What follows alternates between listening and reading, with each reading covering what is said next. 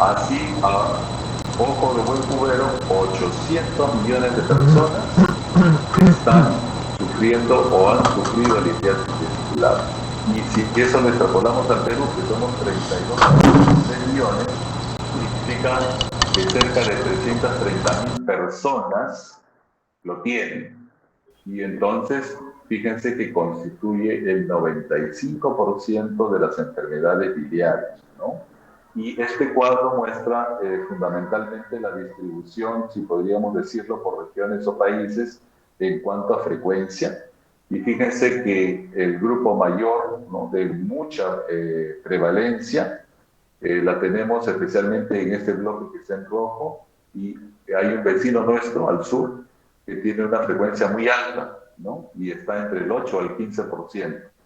Un segundo grupo que está dado por estos países, especialmente del norte de Europa y además de Nueva Zelanda, de 3 al 8%, y un tercer grupo, o sea, con menor frecuencia, especialmente en los países asiáticos, que va desde un 0,8 hasta un 3%.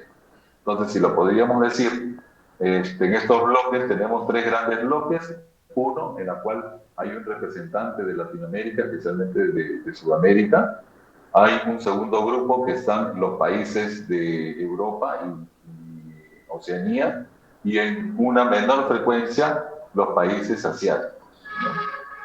Entonces, fíjense que en cuanto a la epidemiología, el 80% de estos pacientes son asintomáticos y por lo tanto la probabilidad acumulada de presentar alguna complicación por litiasis vesicular es de 3% a 10 años.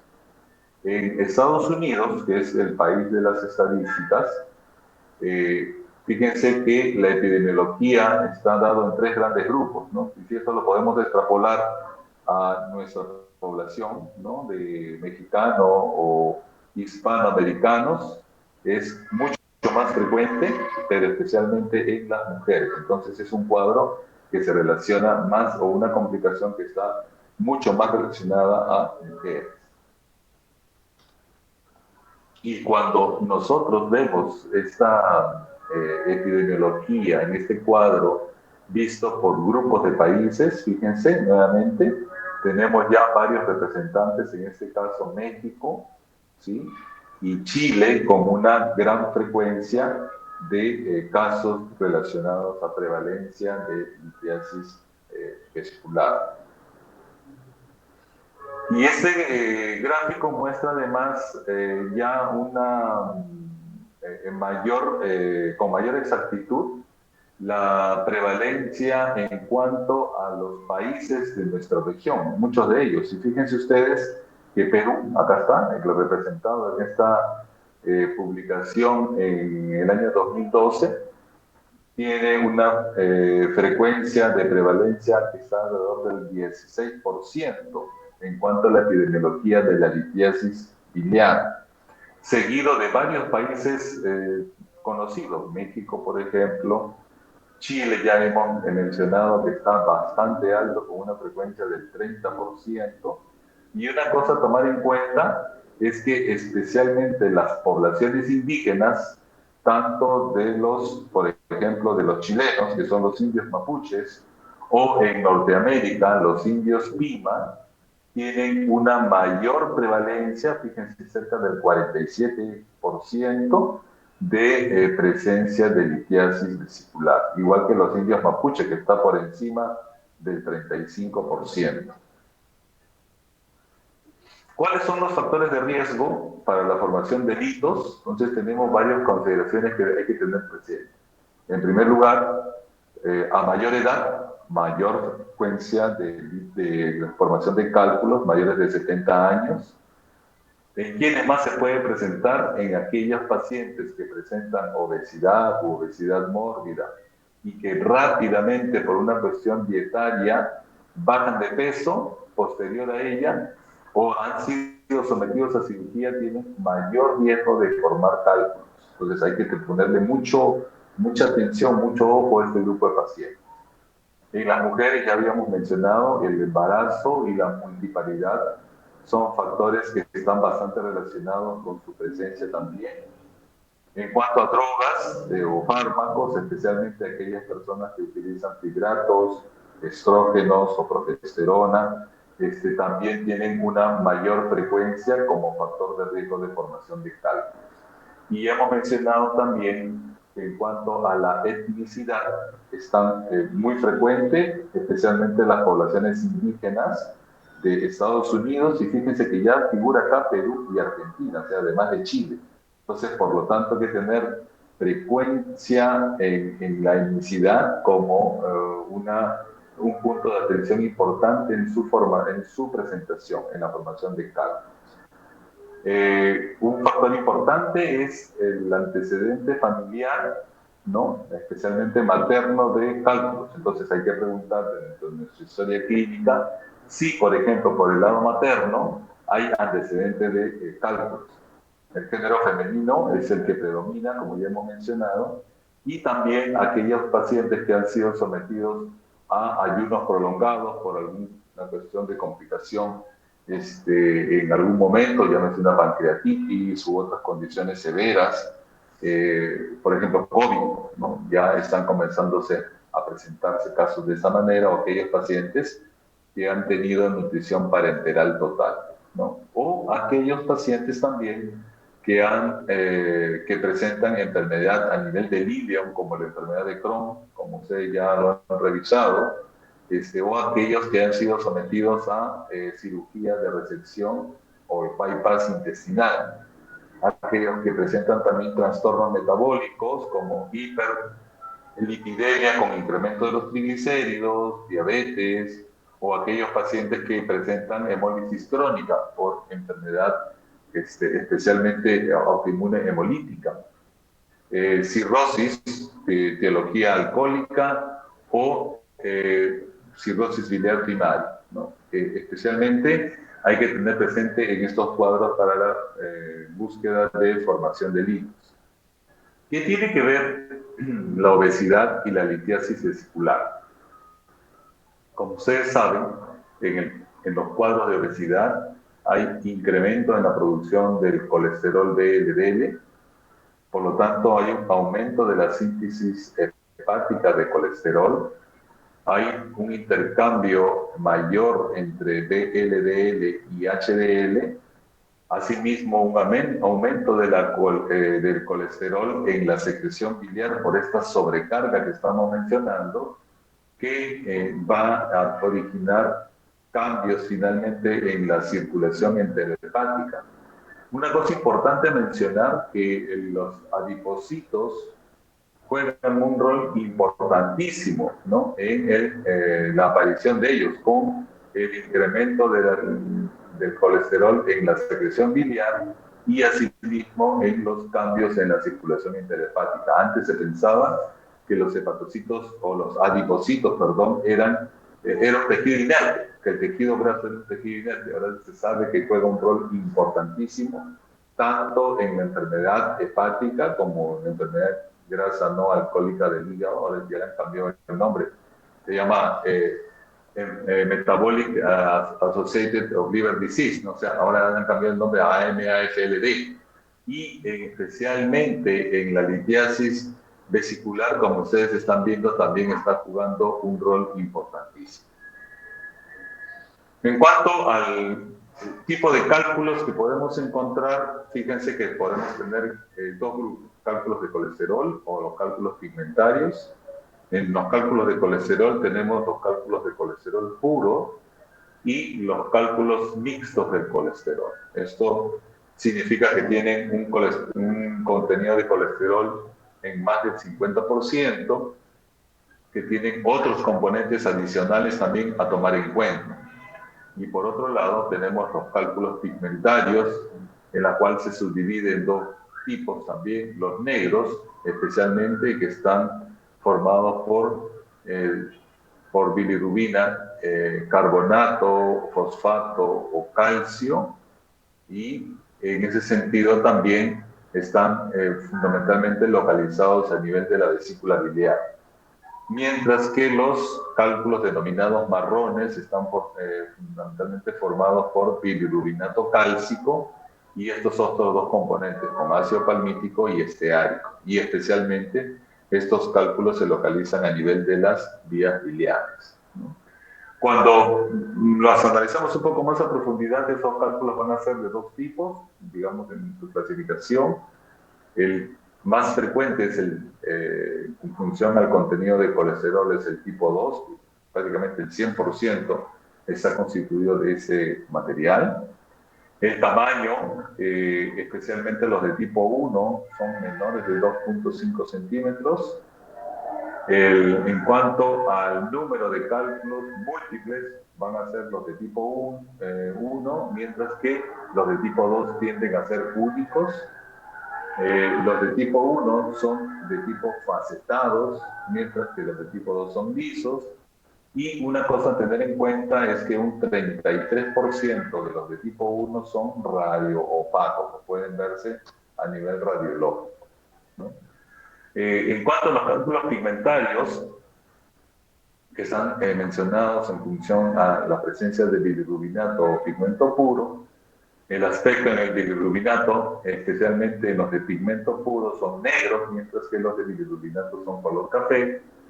En cuanto al tamaño, los bilirrubinatos son menores de 2 centímetros y están localizados a nivel de conductos biliares, ¿no?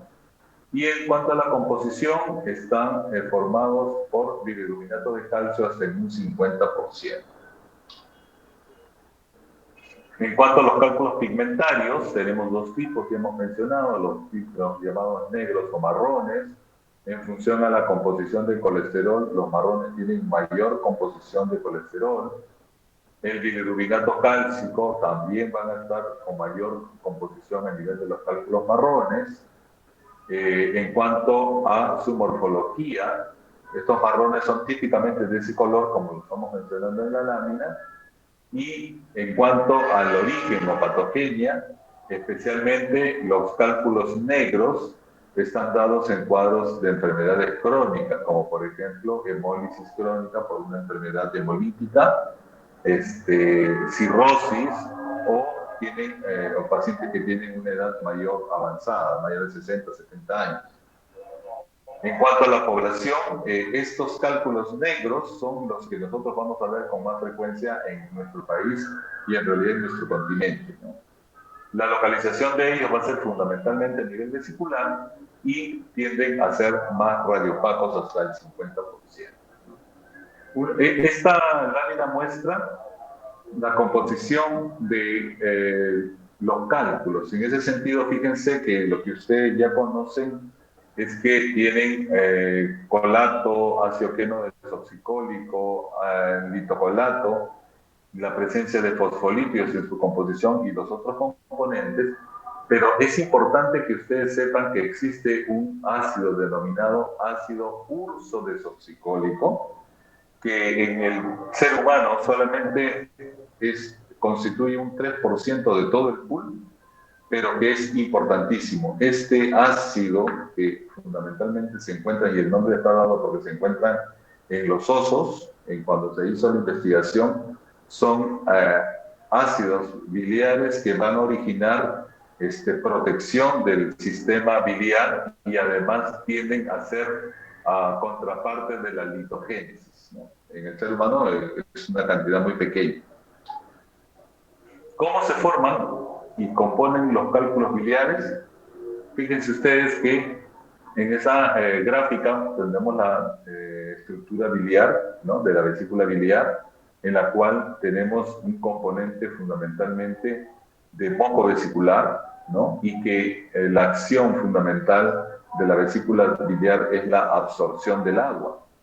La formación de los cálculos en función a la formación de cristales de colesterol o de los propios cálculos está dado por tres componentes o tres condiciones: la nucleación, la sobresaturación de estos ácidos biliares con formación de cristales y la presencia de disminución del movimiento o hipomotilidad de la vesícula biliar.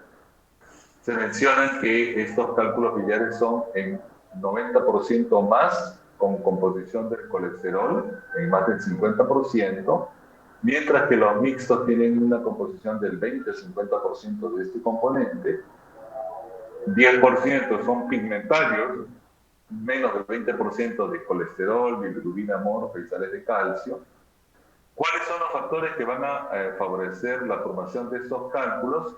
Aumento de la excreción hepática de bilirrubina libre, la deficiencia de los factores solubilizadores de la bilirrubina libre en este caso, y la desconjugación de la bilirrubina en la bilis. Esta lámina muestra cómo es la formación evolutiva de estos cálculos de colesterol. En primer lugar, está dado por estadios que llamamos metabólicos.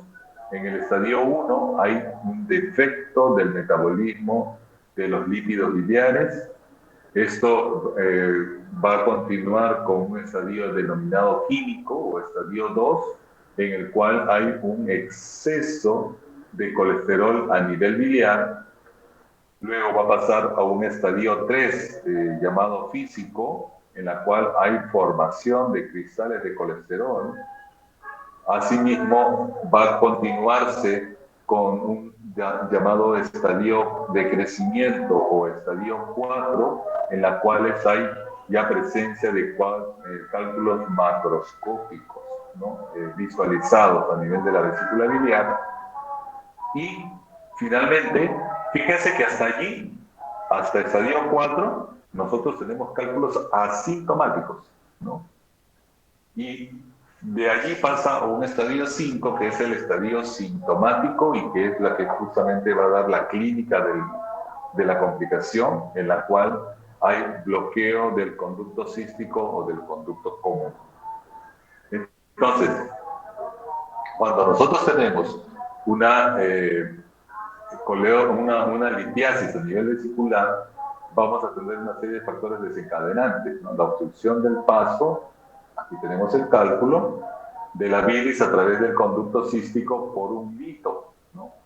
En la mayor proporción de casos ocurre así, 9 de 10, ¿no? Y que va a originar entonces una serie de condiciones. Por esta obstrucción va a comenzar a originarse un edema de la pared vesicular, va a haber incremento de la presión intraluminal porque hay incremento de este contenido biliar dentro de la vesícula, que va a originar incremento de la presión intraluminal en todos sus sectores.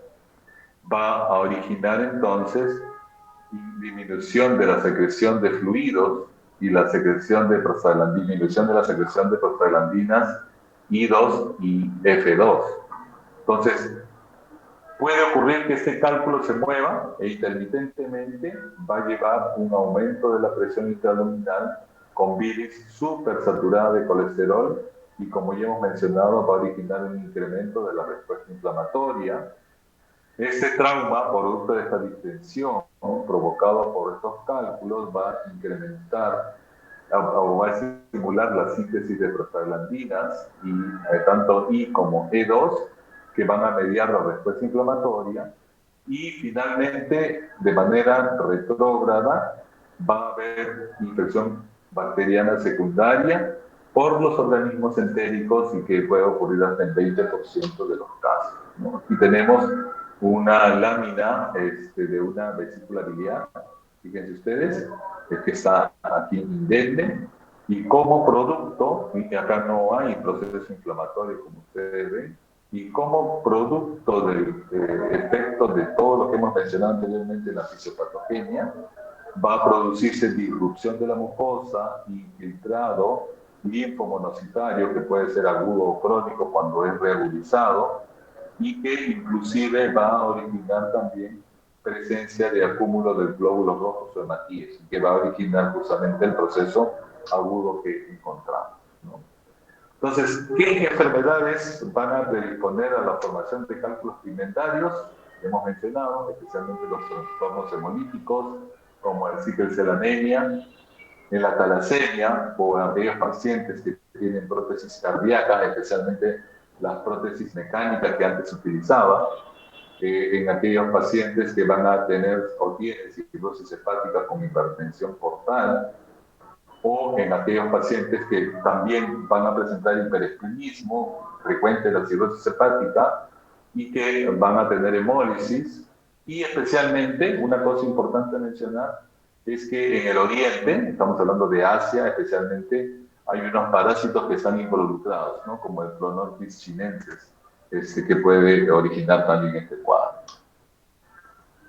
Bien, entonces, ¿qué cosa es colecistitis? Colecistitis es la inflamación de la vesícula biliar, que puede ser aguda o crónica, de acuerdo a la lesión histopatológica, principalmente dependiendo del tipo de infiltrado inflamatorio. Entonces, una cosa importante, la definición va a ser que cuando ocurra la cirugía, eso se envía a anatomía patológica y en la anatomía patológica vamos a nosotros, o el patólogo nos va a informar el tipo de proceso inflamatorio que ocurre. Pero sin embargo, como hemos mencionado, si se trata de un paciente que tiene varios episodios, vamos a tener cuadros crónicos reagudizados. Entonces podemos encontrar incluso infiltrado mixto. Entonces, la colecistitis aguda es la complicación más frecuente de la litiasis biliar que ya hemos mencionado y que puede ocurrir hasta en 10% de la población general. Ya hemos mencionado qué tanta cantidad de gente puede tenerla. Y además, fíjense que es el diagnóstico gastroenterológico más común en los pacientes ya hospitalizados y por lo tanto que no se nos pase cuando ustedes estén haciendo sus prácticas o estén ya internos en las salas de hospitalización. Y fíjense que ocupa el lugar 19 entre las causas de muerte por patología digestiva. Entonces, esta condición hay que tenerla bien presente. No debemos de subvalorar. Recordemos que quienes atienden a los pacientes en las emergencias de los hospitales usualmente son los médicos más jóvenes, empezando por los internos, ¿no? Todo esto está dirigido fundamentalmente para que ustedes lo tengan presente cuando ustedes evalúen los pacientes en las emergencias. Y además se va a presentar hasta en 3% en aquellos pacientes que presentan cálculos de manera sintomática. Entonces, ¿cuáles son las manifestaciones clínicas en los casos de colecistitis crónica calculosa, aguda? El cólico biliar, ¿no? se denomina así, inicia súbitamente, va a incrementarse de manera rápida en intensidad en 15 minutos y puede durar hasta 3 horas de manera continua, fíjense. Entonces, debemos de decir que el 75% de los pacientes que presentan colecistitis agudas ya han tenido un antecedente de cólico biliar. Entonces, preguntar, ¿ya ha tenido cuadro parecido? Lo más probable es que el paciente 2/3 le va a decir sí, doctor, sí, doctor, ¿no? El dolor en la colecistitis puede durar más de 6 horas, ¿no? De lo que hemos mencionado, y al inicio, fíjense que el dolor es de tipo visceral y constante a pesar de llamarse cólico. Es una característica importantísima que hay que preguntarla y tenerla presente, por favor, de parte de ustedes, de todos nosotros los médicos. El dolor localizado en el abdomen superior, en epigastrio y en hipocondrios es una característica también. Asimismo, hay un dolor parietal localizado en hipocondrio derecho, con irradiación a la región subescapular y al área clavicular derecha. Entonces, es una cosa importante que hay que tenerla presente. Posterior al inicio del dolor van a aparecer fiebre, náuseas y vómitos. Va a haber ictericia en 20% de los pacientes, más frecuente en los pacientes mayores, por compresión del coledo con el caso del síndrome de Inicia. 25% de los pacientes se va a presentar sin ningún antecedente relacionado, bruscamente. Entonces hay que también tenerlo en cuenta. Y en la colecistitis acalculosa el cuadro puede ser insidioso y va a depender de las condiciones predisponentes que hemos mencionado. ¿Qué encontramos en el examen físico? Es un paciente febril, taquicárdico, algunos casos van a presentar ictericia ya, va a haber un dolor como vamos a encontrar un dolor en el hipocondrio derecho, en donde se va a palpar la vesícula hasta en una tercera parte de los casos. ¿Y cómo es que la palpamos? Recuerden ustedes que normalmente no palpamos la vesícula, es porque está distendida con contenido líquido, ¿no? Hay una limitación de movimientos por el dolor secundario a la irritación peritoneal local, que va a originar resistencia voluntaria e involuntaria a la palpación en el abdomen. El signo de Murphy a la palpación y a la ecografía es característico, y tener presente que esta maniobra va a encontrarse en menor intensidad en los pacientes mayores. Aquí este cuadro es básicamente para que, no lo quiero detallar, solamente para que un pantallazo nada más que ustedes lo tengan presente para poder diferenciar las diferentes complicaciones que están originadas por los cálculos a nivel biliar, ¿no? Tenemos el cólico biliar, la colecistitis aguda, la colangitis y la pancreatitis, ¿no? Y acá tenemos las diferentes características para poder evaluar el sitio del dolor. Recordemos que el cólico biliar debe empezar en epigastrio, mientras que en los otros, en el hipocondrio derecho, la duración es menor de 3 horas en el cólico biliar, pero ya cuando hay colecistitis aguda dura más de 3 horas.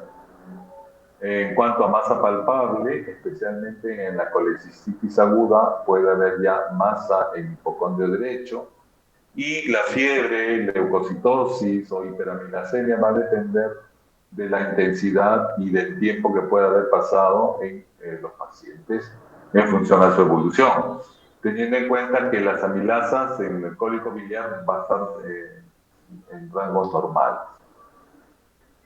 ¿Cuáles son las complicaciones de la litiasis vesicular? A la mayor frecuencia, fíjense ustedes, el cólico biliar, que va a presentarse en un 70-80%, y las otras condiciones, ¿no?, que ustedes las ven aquí, que vamos a detallar algunas de ellas.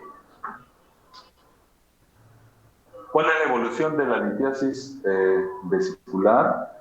Tenemos 3 posibilidades clínicas con diferente espectro de sintomatología: la litiasis biliar asintomática, la litiasis biliar sintomática o denominada crónica también, la colecistitis aguda, colangitis o AMPAS.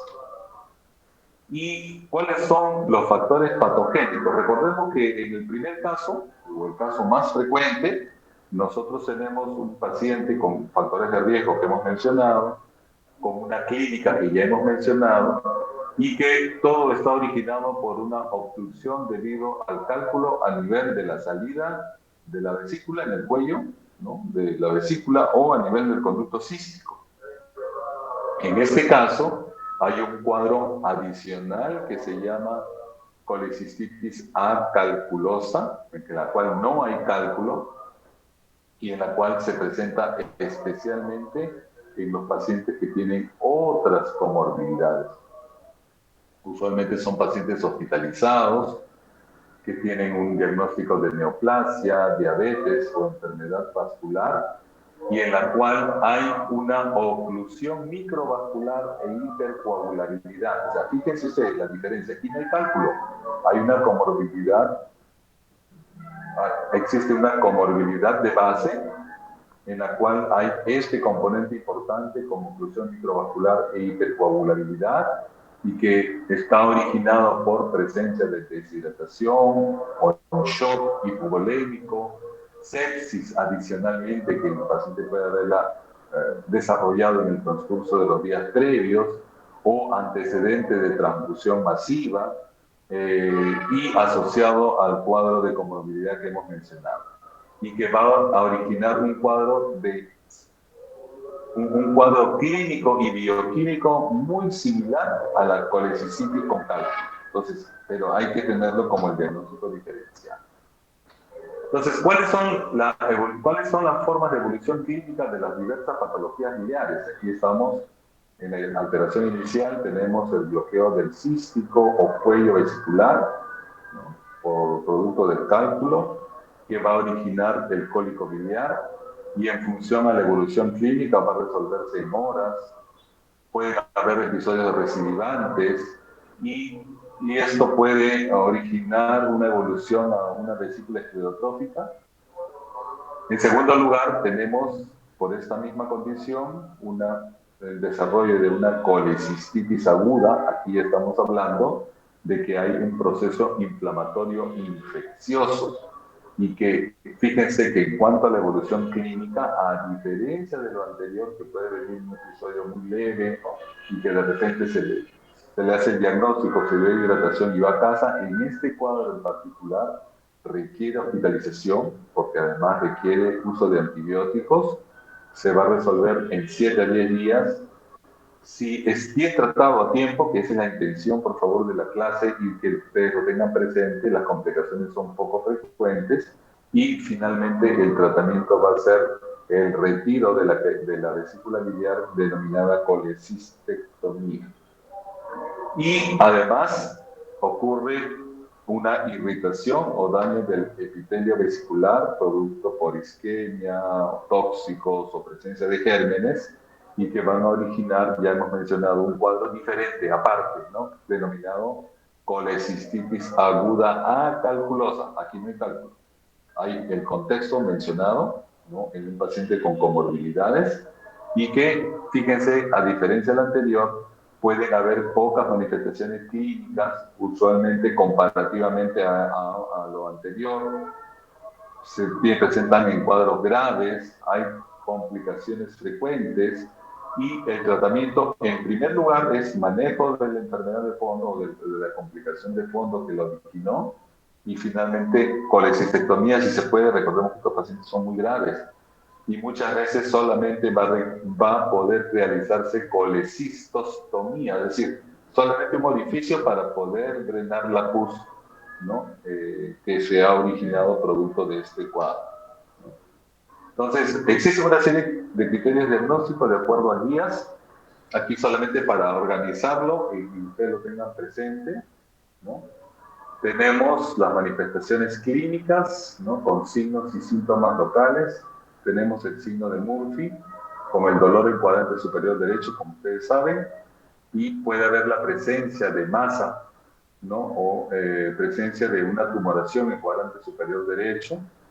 Dentro de los signos sistémicos puede haber fiebre, leucocitosis o incremento de la proteína C reactiva. En los hallazgos radiológicos encontramos una ecografía o una gamografía positiva desde el punto de vista hepatobiliar. Y el diagnóstico se va a hacer, recuerden, siempre clínico, ¿no? La presencia de un síntoma o signo local, uno sistémico y un hallazgo de imagen positiva. Aquí están viendo ustedes una radiografía de abdomen simple. Miren, solamente a la visualización ya de imágenes vemos la vesícula prácticamente dibujada por la presencia de cálculos o delitos a nivel vesicular. Aquí en un estudio ecográfico, fíjense ustedes, acá está la pared vesicular, ¿no? Esta es la vesícula biliar, acá está el conducto cístico y vamos a ver la presencia de cálculos, ¿no? De cálculos. Aquí está obstruyendo la salida, por ejemplo. Y además también podemos definir la graduación de la gravedad en cuanto a los criterios. Tenemos criterios 1 o grado 1 denominado leve, moderado o severo, dependiendo de las condiciones. En el primero, el criterio es una colecistitis aguda sin tener criterios de mayor grado. Hay una inflamación leve sin disfunción orgánica. En el 2 o moderado hay además leucocitosis mayor de 18.000, puede haber presencia de cálculos radiopáticos, una masa palpable y dolorosa en cuadrante superior derecho, y esto dura más de 72 horas. Además hay presencia de marcadores de inflamación a nivel local, que puede haber peritonitis biliar también, o abscesos ya a nivel perivesicular, puede haber absceso hepático o colecistitis gangrenosa o empitematosa. Ya estamos hablando de una complicación mayor. Y en el grado 3, además, se va a presentar ya disfunción cardiovascular, ¿sí? Y con presencia de hipotensión que requiere ya uso de inotrópicos, ¿no? Puede haber disfunción neurológica con alteración a nivel de conciencia, puede haber disfunción respiratoria ya también con hipoxemia o disfunción renal con falla renal inclusive, ¿no? O hepática inclusive. ¿no? Entonces hay que tener presente que ya en el grado 3 estamos hablando ya de un compromiso multisistémico.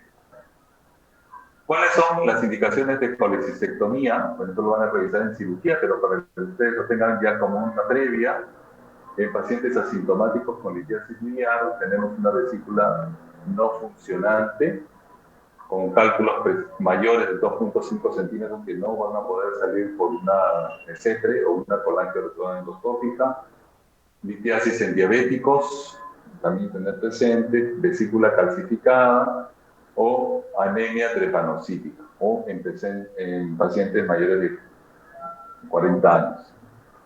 En cuanto a las condiciones de colecistectomía abierta, tenemos dos criterios, preoperatorios e intra, pero fundamentalmente aquellos que tienen condiciones de contraindicación para anestesia general en un paciente muy delicado, muy grave, necesidad de realizar esfinterotomía transduodenal, por ejemplo, ¿no?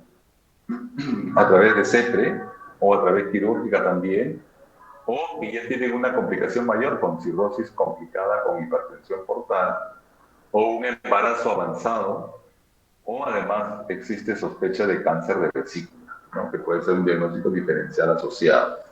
Y en las intraoperatorias, es decir, ya están en plenas colecistectomía laparoscópica, es la incapacidad para identificar estructuras anatómicas por la gran congestión que existe, con presencia de múltiples adherencias o anormalidades de las vías biliares, o ya comienza a haber complicaciones a nivel intraoperatorio como acidosis, ¿no? Entonces, el tratamiento de elección es el tratamiento quirúrgico laparoscópico. Digamos que ahora ya es un procedimiento estándar, esto ya ustedes lo van a ver en su curso de cirugía, ¿no? Bien, pasamos a la siguiente complicación, que es la coledocolitiasis. Recuerden ustedes que en la primera parte de la charla estuvo relacionada a la complicación relacionada hasta este punto anatómico, ¿sí? Aquí ya vamos a ver cuándo compromete el cálculo este segmento, ¿no? Estamos hablando ya de la obstrucción del flujo de bilis a nivel del colédoco en alguna parte de su trayecto, ¿no?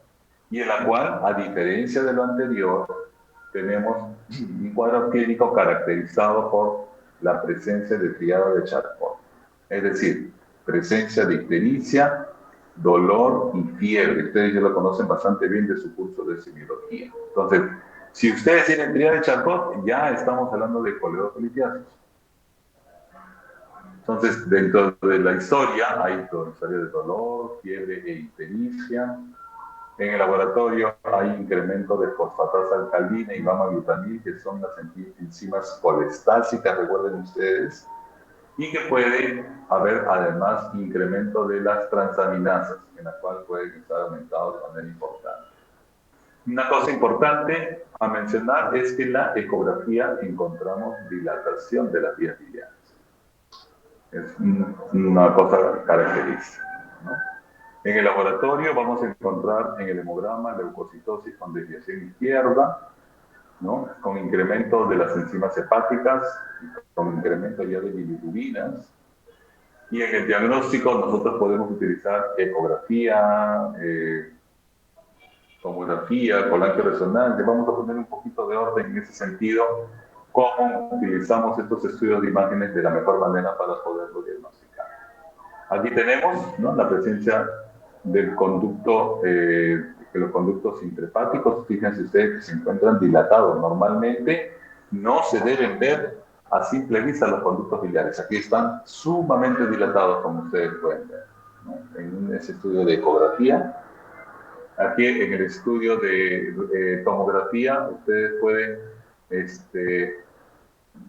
diferenciar, ¿no?, la presencia de una tomografía de abdomen con presencia de material de contraste. En este caso están viendo el colon, pero una cosa característica, aquí estamos viendo dilatación del conducto biliar. En ese sentido hay que tenerlo presente. Aquí en este estudio de colangioresonancia como ustedes pueden ver, ya no hay necesidad, de acuerdo a los recursos con que cuente un hospital, de poder hacer una CEPRE diagnóstica o una colangia transparente hepática diagnóstica, que son procedimientos bastante invasivos y que traen morbilidad, pueden originar complicación, ¿no?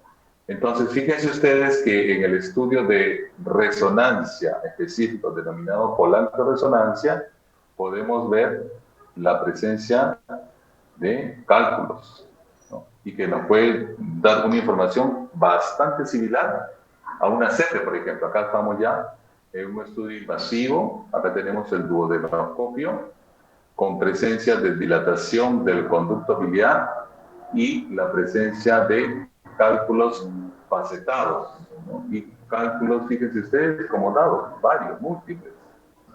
Y toda la vía biliar extrahepática está dilatada, grandemente dilatada. Aquí, fíjense ustedes, es bastante evidente, aquí está la presencia de cálculos, ¿no? Y la gran dilatación de los conductos biliares en ese sentido. Aquí también, en este estudio de ecografía endoscópica o endosonografía, en la cual en este dispositivo tiene un ecógrafo en la punta, puede ver, poniendo, digamos, en la mira el conducto biliar, ¿no? El conducto colédoco, poder ver y diferenciar bastante bien las estructuras, ¿no? Acá tenemos la vena porta, fíjense, acá se ve el colédoco y acá un cálculo, ¿no? Que se puede diferenciar bastante bien. Entonces, ¿qué hacemos frente a una coledocolitiasis? El tratamiento es primero nada por vía oral. Recuerden que este paciente está en este momento con gran dolor, presencia de náuseas y vómitos, no hay mínima tolerancia oral, entonces va a tener que recibir hidratación endovenosa y asimismo antibióticos, porque recuerden ustedes que cuando hay éxtasis biliar, la bilis va a infectarse y va a originar entonces un cuadro de colangitis. El paciente va a presentar por gran presencia de dolor y por lo tanto dolor de tipo cólico y dolor de tipo continuo. Entonces va a requerir antiespasmódicos y analgesia.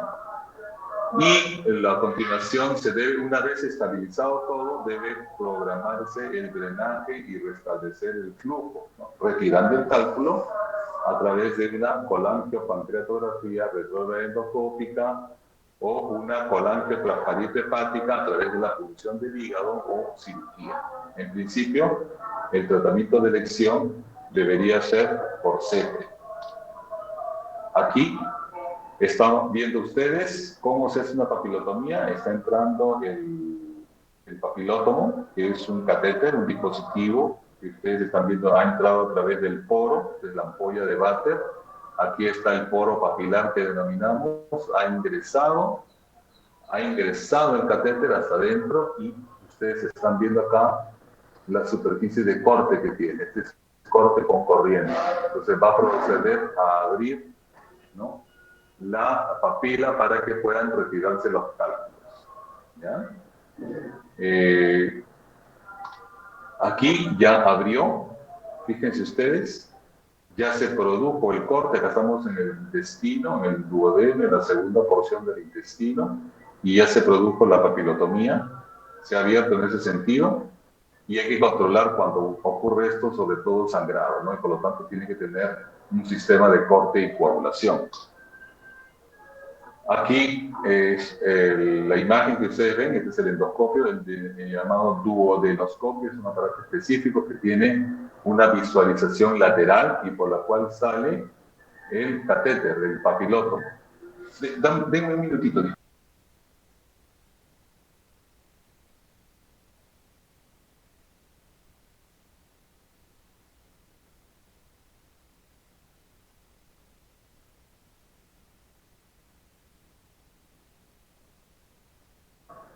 Ahora sí, disculpen. Entonces, aquí tenemos el duodenoscopio, les habíamos dicho, con la salida de cómo sale el dispositivo de este catéter que se llama papilótomo.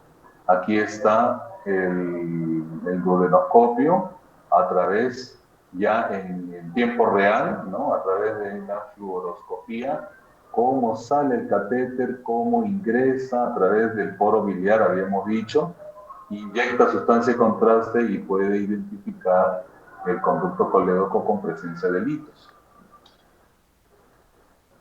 Aquí ya se está empezando a producir el drenaje de la vía biliar, acá está el catéter, y está originando entonces ya la salida del cálculo.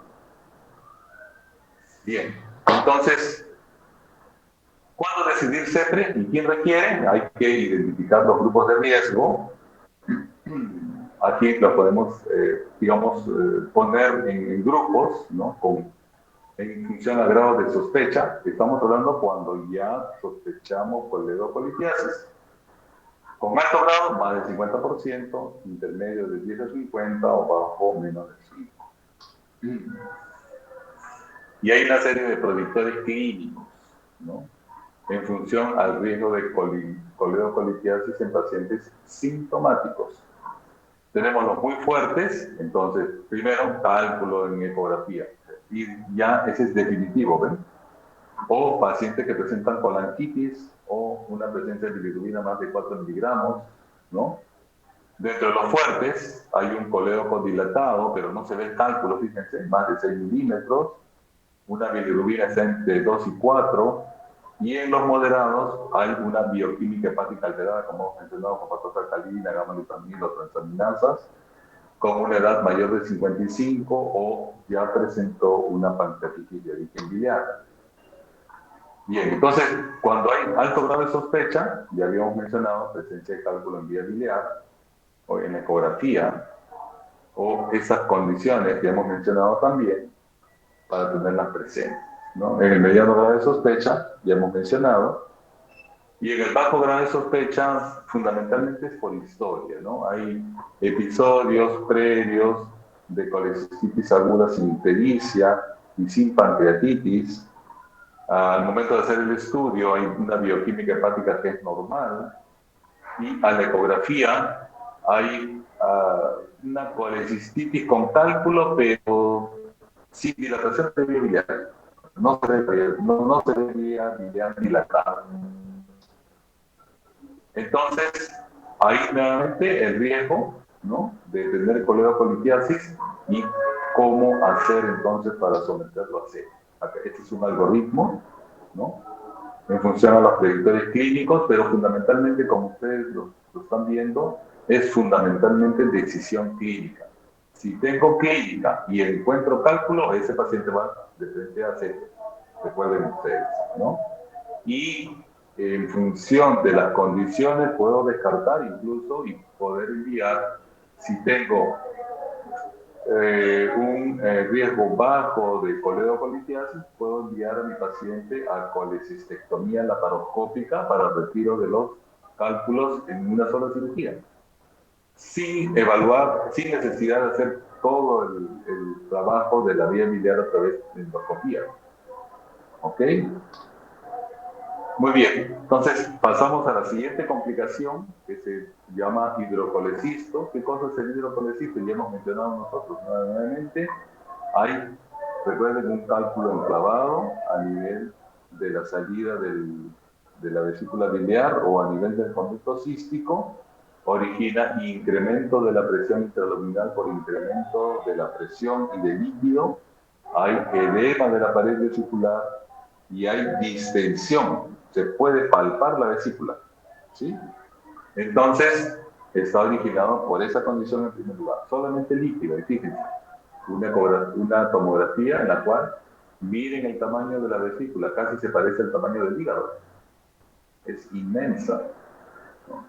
Y en la ecografía de igual manera, todavía paredes delgadas, acá un poquito engrosado en este segmento, con presencia de líquido, ¿no?, en su porción longitudinal y transversal. Y fíjense cómo se ve esta vesícula una vez retirada en la cirugía. ¿Cuál es la etiopatogenia? ¿no? Que recordemos que existe entonces un factor mecánico, que es la presencia del cálculo, un factor químico, ¿no? En la cual hay, decíamos, incremento de la presión dentro de la vesícula, presencia de edema. Por esa misma edema hay oclusión del drenaje linfático y venoso, ¿sí? Y que además entonces está originando proliferación bacteriana, ¿no? Y secreción de líquido, ¿no? Y entonces que esta secreción bacteriana, esta proliferación bacteriana puede originar infección. Y entonces el hidrocolecisto puede convertirse en un piocolecisto o empiema con gangrena vesicular hasta en un 20% de los casos. La necrosis gangrenosa a nivel de la vesícula y que puede originar perforación, ¿no?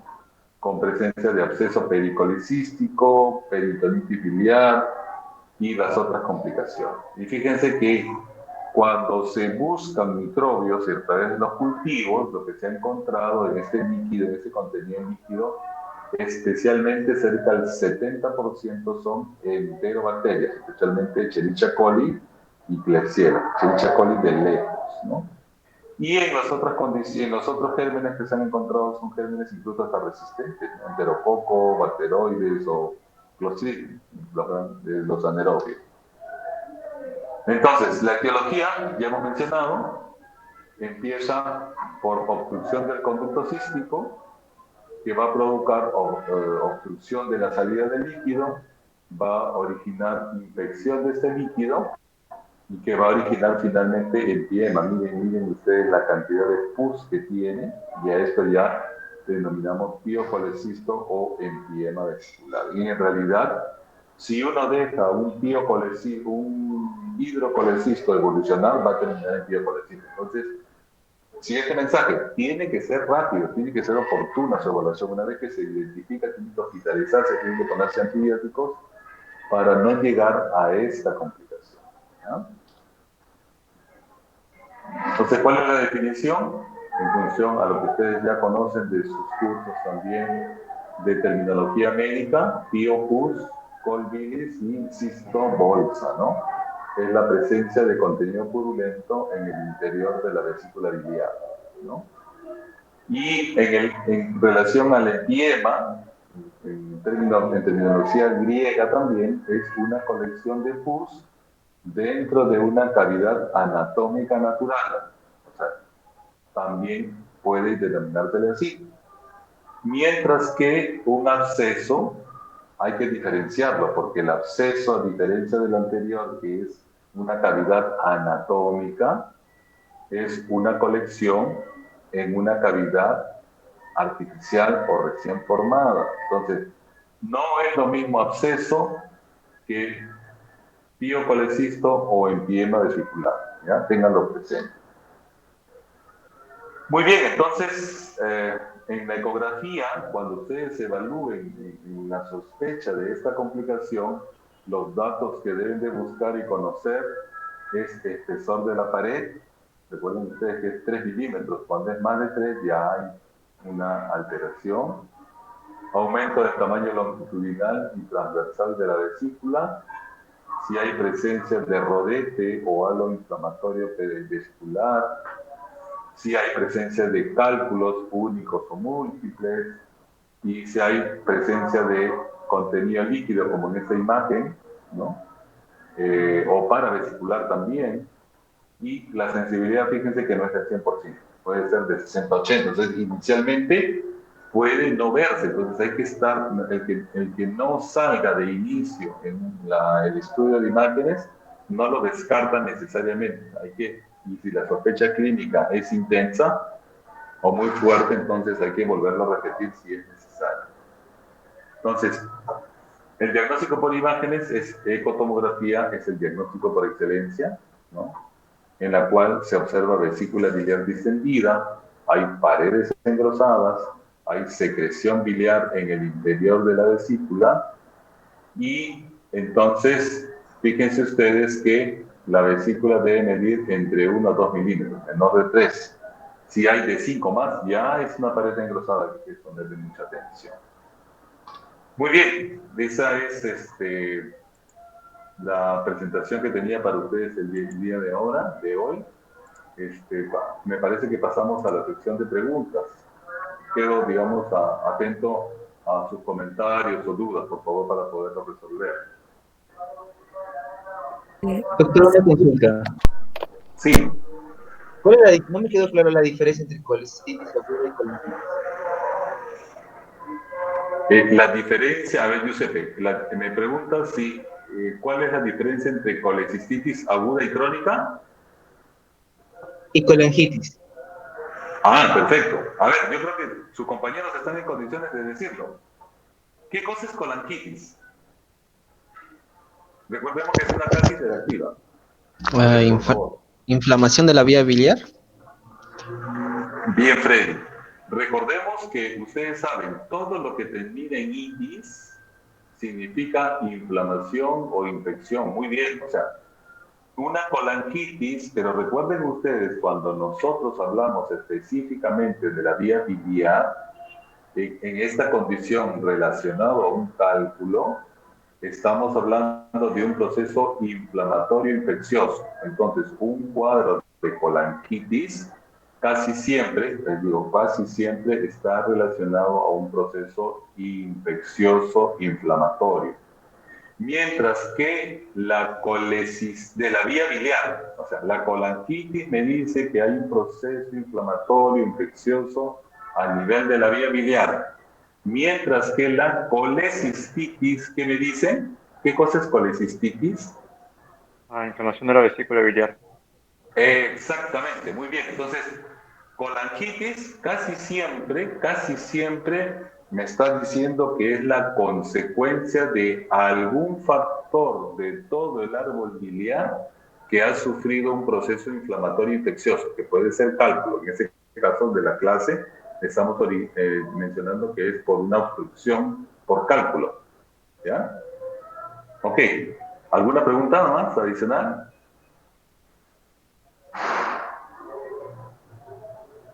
Doctor, yo tengo una consulta Sí, respecto a la colecistitis. Sí. Bueno, mencionó una colecistitis calculosa y una calculosa. En el caso de la calculosa, o sea, casi la mayoría, ¿no? El 90% va a ser producida por esa obstrucción del litio. Pero en la calculosa, ¿cuál es la etiología y cómo es que la podríamos diagnosticar? Ya, buena pregunta, Jordán.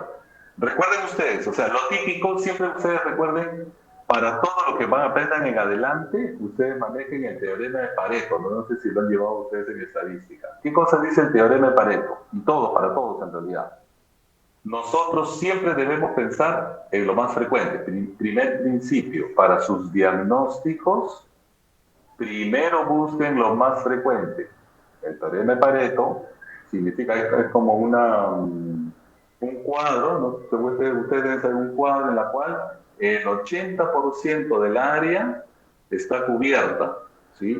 Eso quiere decir que cuando nosotros hablamos de un cuadro denominado colecistitis, 80% son debidos a cuadros típicos originados por un cálculo o lito, ¿sí? Y el 20%, entonces, cuando no encaja, digamos, en el contexto típico de factores de riesgo, de presencia de cálculo y de la condición clínica, entonces vamos a ver la parte específica menos frecuente. Entonces, ya hemos mencionado paciente de factor de riesgo de vesícula biliar, que es usualmente mujer, que es usualmente tiene antecedente familiar de litiasis, ¿qué más? Que en nuestros países es más frecuente incluso en población indígena, pero no quiere decir que no haya, porque fíjense que 10% de la población lo tiene, o sea, es bien frecuente. ¿Qué más? Que se presenta en mayores de 60 años en adelante, ¿no?